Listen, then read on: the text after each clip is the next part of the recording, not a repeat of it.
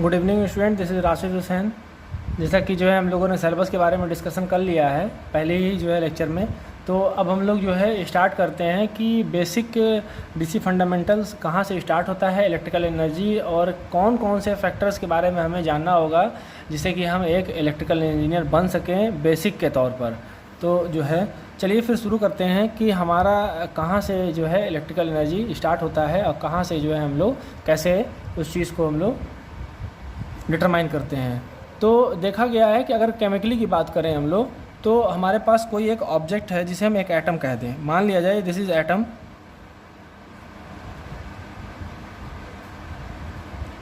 यह एक एटम है, सबसे स्मॉलेस्ट यूनिट जिसे कहा जाता है। अब उसके बाद जो है इस एटम में हमारे तीन जो है भाग होते हैं, यानी तीन चीज़ें होती हैं इसके अंदर, जो कि प्रोटॉन और न्यूट्रॉन इसके अंदर होती है, और इसके बाहर जो है एक ऑर्बिट होती है जिसमें इलेक्ट्रॉन्स घूमता रहता है। ये हमारा इलेक्ट्रॉन्स हो जाता है और ये हमारे प्रोटॉन हो जाते हैं। प्रोटॉन न्यूट्रॉन जो होते हैं वो न्यूक्लियस में पाए जाते हैं। This is nucleus.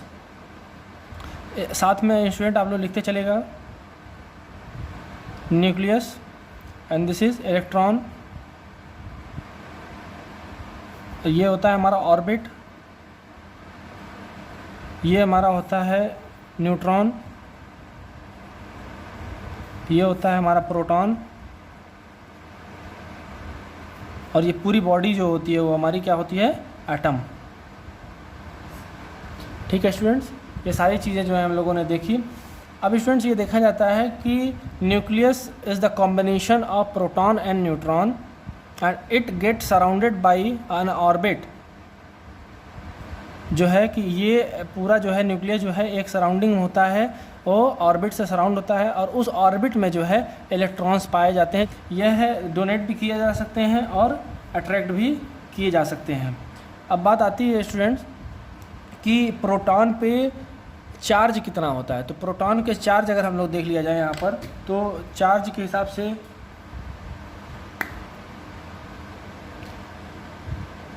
1.6 multiply by 10⁻19 coulomb charge होता है। ठीक है, -1.6 मल्टीप्लाई बाई 10⁻19 कूलम जो है प्रोटॉन पे चार्ज होता है। न्यूट्रॉन पे नो चार्ज, कोई चार्ज नहीं होता, ये न्यूट्रल होता है। इलेक्ट्रॉन की जो है बात करें स्टूडेंट, तो इलेक्ट्रॉन पे +1.6 मल्टीप्लाई बाई 10⁻19 कूलम चार्ज होता है यहाँ पे। ठीक है स्टूडेंट्स, ये जो है हमारी बात हो गई है कि प्रोटॉन पे हमारा चार्ज कितना होता है, न्यूट्रॉन पे चार्ज कितना होता है और इलेक्ट्रॉन पे चार्ज कितना होता है। अब इस चीज़ के बारे में जो है स्टूडेंट्स ये देखा जाए कि जो है कि what do you mean by charge. अब बात आती है कि चार्ज क्या है, कूलम क्या है, तो जो है उसके बारे में हम लोग आगे देखेंगे। तो सबसे पहले इस चीज़ का जो है आप बेसिक का एक स्क्रीनशॉट ले लीजिए जिससे कि हम लोग आगे पढ़ें। स्टूडेंट्स अब हम लोग जो है चार्ज के बारे में देखने वाले हैं कि चार्ज क्या होता है। तो इसका डेफिनेशन सबसे पहले हम लोग लिख लेते हैं यहाँ पर कि it is a imaginary phenomena by which any substance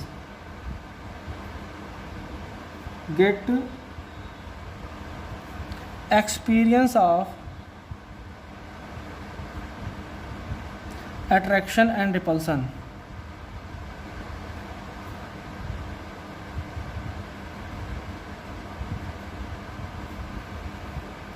is called charge. मतलब कहने का ये मतलब है कि एक ऐसी जो है ये इमेजिनरी है, मतलब इमेजिन किया जाए, काल्पनिक ऐसा एक फिनोमिना है या क्रिया है कि जो कि किसी भी सब्सटेंस में ये अट्रैक्शन और रिपल्सन का कारण बनता है या इफ़ेक्ट देता है। मान लिया जाए स्टूडेंट्स ये हमारी बॉडी है, इस बॉडी पे अगर जो है हम लोग एक स्केल को ऐसे बिल्कुल रब करें, यहाँ पर इस तरीके से अगर यहाँ पे हम लोग रब करते हैं तो कुछ देर के बाद देखने के बाद अगर ये हम लोग ऐसे उठाते हैं तो यहाँ पर जो है देखा जाता है कि ये जो हमारे हेयर्स हैं वो बिल्कुल चार्ज होने की वजह से जो है एकदम उठने लगते हैं इस तरीके से। तो ये जो रबिंग प्रॉपर्टी है, जो चार्जिंग प्रॉपर्टी है, इस चीज़ को हम लोग देख नहीं सकते हैं, लेकिन क्या होता है कि इस फिनोमिना के ज़रिए, इस जो एक्टिविटी के ज़रिए ही हमारा अट्रैक्शन और रिपल्सन फोर्स लगता है, जिसे हम चार्ज कहते हैं। स्टूडेंट्स, अब इसकी हम यूनिट की बात करें कि ये इसकी यूनिट क्या होती है और इसको डिनोट कैसे करते हैं। तो पहला यहाँ पे लिखेंगे यूनिट। यूनिट होगा हमारा कूलाम और डिनोटेड बाई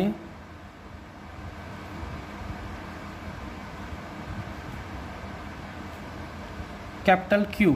मतलब स्टूडेंट जो है यहाँ पर कि इसका यूनिट क्या होगा, किस चीज़ से में से जानेंगे, तो कूलाम के नाम से जानेंगे कि कितना चार्ज है। अगर एक एग्जांपल के तौर पे देखा जाए अगर, तो एक कूलाम, मतलब कि अगर चार्ज की बात करें तो एक कूलाम हो गया, ऐसे ही 2 कूलाम हो गए यहाँ पर। इस तरीके से जो है हम लोग बात करेंगे, ठीक है। और इसको डिनोट कैसे करेंगे, is equal to capital Q से। अगर कैपिटल Q अगर कहीं स्टूडेंट लिखा हो तो उस चीज़ को है आप लोग चार्ज ही मानिएगा। तो इसलिए यहाँ पर जो है आप लोग नोट्स में बिल्कुल इस तरीके से बनाएंगे और यहाँ पर जो है बड़ा सा जो है कैपिटल Q बनाएंगे, जिससे कि आपको जो है सहूलियत हो जाए रिवीजन के वक्त में और अच्छे से याद भी रहे आपको।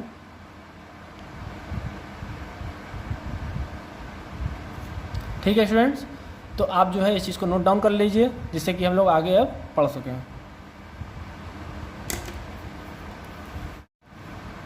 स्टूडेंट, चार्ज के बाद जो है हम लोग पढ़ने वाले हैं कि करंट क्या होता है। करंट के बारे में पढ़ेंगे कि what do you mean by current. तो देखा गया है कि it is the flow of charge, it is a flow of charge from the conductor और कंडक्टिंग बॉडी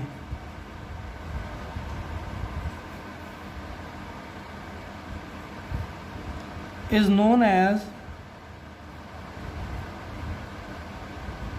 करंट।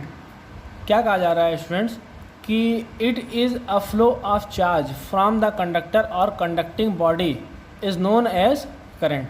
देखा जाए एग्जांपल पे तौर पे, अगर सपोज दिस इज़ पाथ, ये अगर रोड है यहाँ पर, तो यहाँ कई सारे जो है हमारे चार्ज पड़े हुए हैं।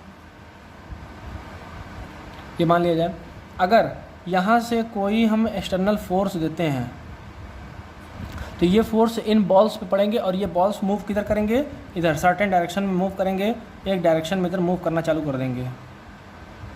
ये मूव करना जब चालू करेंगे एक जगह से दूसरी जगह, तो इस जगह पर आने के बाद इस तरीके से इकट्ठा हो जाएंगे, ये बिल्कुल यहाँ पे आउट हो जाएंगे। ठीक है, ये आउट हो गए। तो ये क्या है स्टूडेंट, चार्ज है, ये हमारा चार्ज है और ये पाथ क्या हो जाएगा हमारा इस वक्त, कंडक्टर हो जाएगा। ठीक, तो इसके फ्लो, इसके मतलब जो है हम लोग फ्लो की बात करें तो वो उसको हम लोग क्या कहते हैं, कंडक्टर, ये करंट कहते हैं। ठीक है, ये चार्ज जो है अगर एक जगह से पॉइंट ए से अगर पॉइंट बी तक पहुंचता है तो इसको हम लोग जो है करंट कहेंगे। स्टूडेंट, करंट को किसने सबसे पहले डिफाइन किया था उसके बारे में जान लेते हैं, उनका नाम जान लेते हैं। तो वहाँ पे हम लोग लिखेंगे सर एंड्रे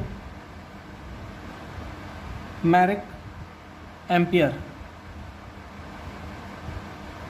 ठीक है, यहाँ पे उनका नाम जो है, जिन्होंने करंट को खोजा था, तो वो क्या होंगे, सर एंड्रे मैरिक एम्पियर। ठीक है स्टूडेंट्स, इनका नाम आप लोग याद कर लीजिएगा, ये हमारे कॉम्पिटिटिव एग्ज़ाम में जो है अक्सर पूछे जाते हैं इन सब चीज़ों के तरीके से। अब बात आती है स्टूडेंट्स कि जो है कि करंट को हम यूनिट में कैसे लिखेंगे। तो unit of current, unit of current होगा हमारा एम्पियर, जो कि हमारे फाउंडर के टाइटल नेम से ही बिल्कुल लिया जाता है। इसको शॉर्ट फॉर्म में स्टूडेंट हम लोग लिखते हैं capital A small M P, इस तरीके से डॉट लगा देते हैं। ठीक है, डिनोटेड कैसे करते हैं, इसको डिनोट किस तरीके से करेंगे हम लोग, डिनोटेड बाई कैपिटल आई। आई अगर जहाँ भी स्टूडेंट लिखा होगा तो ये समझ जाइएगा आप लोग कि ये करंट की बात कर रहा है, एम्पियर की बात कर रहा है। एंड मेजर्ड बाई, किस तरीके से हम इसे मेजरिंग करते हैं, मेजर्ड बाई एम्पियर मीटर,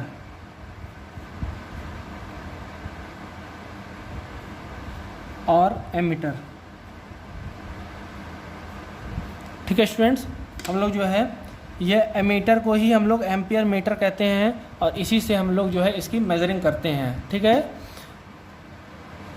अब ये देखा जा रहा है स्टूडेंट कि करंट क्या है, it is flow of charge from the conductor और conducting body is known as current.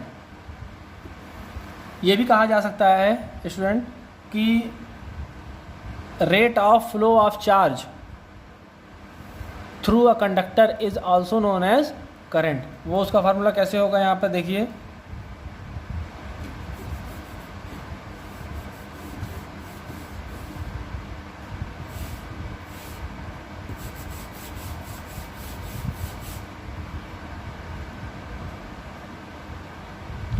I is equal to Q by T। यहाँ पर जो है Q हमारा क्या होगा स्टूडेंट्स, अभी हम लोगों ने पढ़ा है, तो Q is equal to charge and T is equal to time. Charge का जो है हम लोग यूनिट कैसे लिख रहे हैं, तो कूलाम, और टाइम का यूनिट हम लोग किस में लिखेंगे, सेकंड। ठीक है स्टूडेंट्स, तो ये देखा गया है कि I is equal to coulomb per second ampere. Most important चीज़ है ये स्टूडेंट्स, इसको आप लोग है इसको याद करेंगे। ठीक है, जल्दी से इस चीज़ का जो है आप लोग स्क्रीनशॉट ले लीजिए, जैसे कि आगे हम लोग जो है वोल्टेज के बारे में पढ़ें।